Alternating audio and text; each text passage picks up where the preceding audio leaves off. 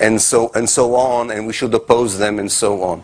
I think our real problem are not these people, because these people would do the job for us at a very heavy price, I know, a very heavy price. But they would do the job for us, I mean, by the fact that they are not sophisticated, it's not complicated to explain why they are criminals and why their policies are war crimes or crimes against humanity.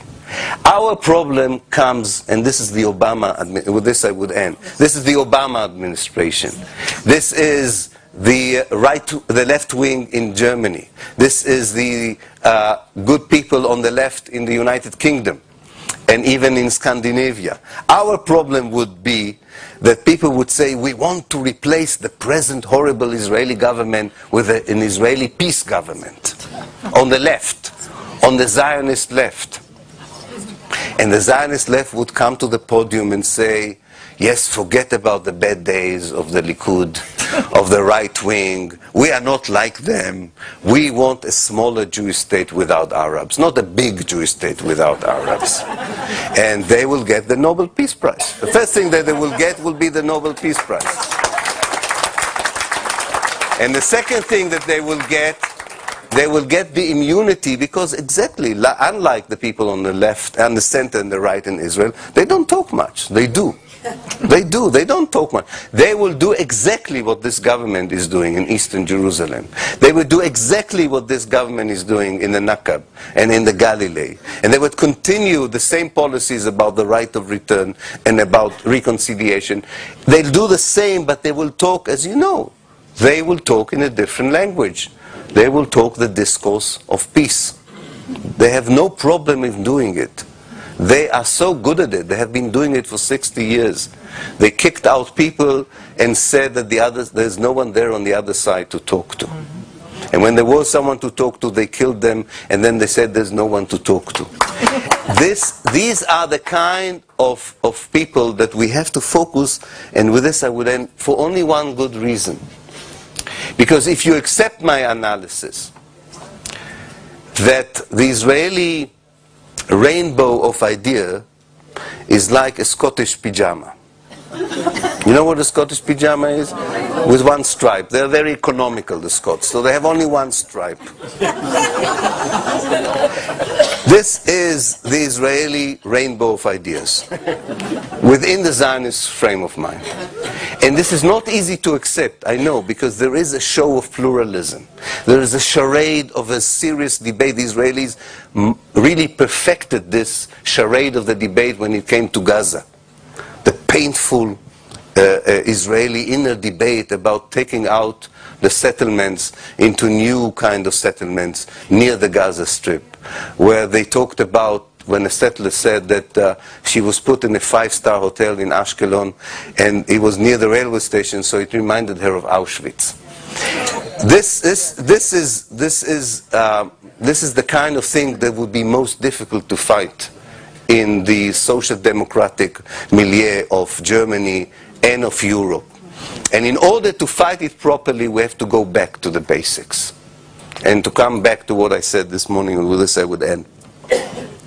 I really think that you don't have to feel at all timid or frightened by making a very basic human distinction between political organizations and human beings.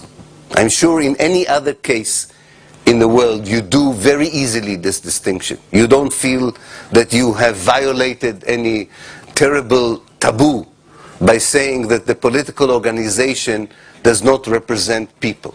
When you talk about Myanmar and you talk about the Burmese people, you don't think that you are talking about the same thing. When you talk about all kinds of other regimes that you don't like, you know that you are not talking generally about the people who live there. Israel is not different. Israel is not different. And it's okay, you know, I was asked I was told that Jeff Alper was saying that there were some good Zionists and bad Zionists and so on. There are no good Zionists. That's an oxymoron. There can be good Zionists. There can be well-meaning Zionists, I accept. There can be well-meaning Zionists, but it's like well-meaning racists. There are like apartheid people with good intentions. Some things, language, as I think Ali said to us, that language tolerates everything. But that doesn't mean that everything that the language tolerates makes sense. So, yes, there are people living in Israel who are nice, generous, peace-loving, Jewish, progressive, whatever you want. But as long as they are loyal to this ideology, the way they explain to you their ideology. Of course, there isn't an objective definition, but the way they understand it, which is the way that they educate their children. This is the way in which they understand the role of the army and the military in their society. And this is the way as they accept for granted and without any question the basic decisions of their political and military elites. When you take this into account, there is nothing positive about it. And you should negate it and not accept it in its totality. Not play with it. And you are doing a very important, or you are carrying out a very important mission for the people themselves. And I tell Israelis whenever they want to hear me that they don't know what they are missing. I know. I said, you don't know what you're missing when you be deprogrammed. I told them how long, and this is my book, Out of the Frame, I told them how long it took me to be deprogrammed. And I said, you don't understand the sensation. If you think you need LSD, or you need to drink a lot, or to hear the rabbis, or whatever makes you kick in Israel, you don't know what you're missing. You can do the trip that I did, and you will feel so good with yourself, like very, very few people around the world. I'm serious about it, because once you liberate yourself from an ideology that was sacred in your eyes, and made you do things that you regret, once you are on the other side of the mirror, you feel something that you almost feel fortunate to be able to experience such a journey.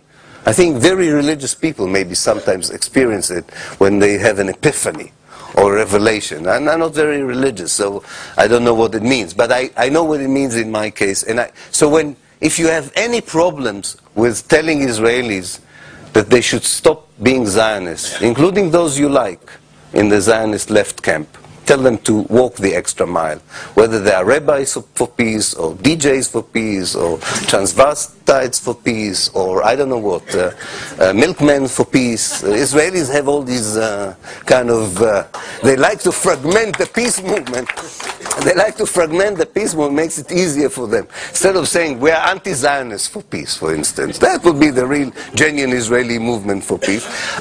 If you tell them, believe me, you are sending them on the best journey in their life. Thank you.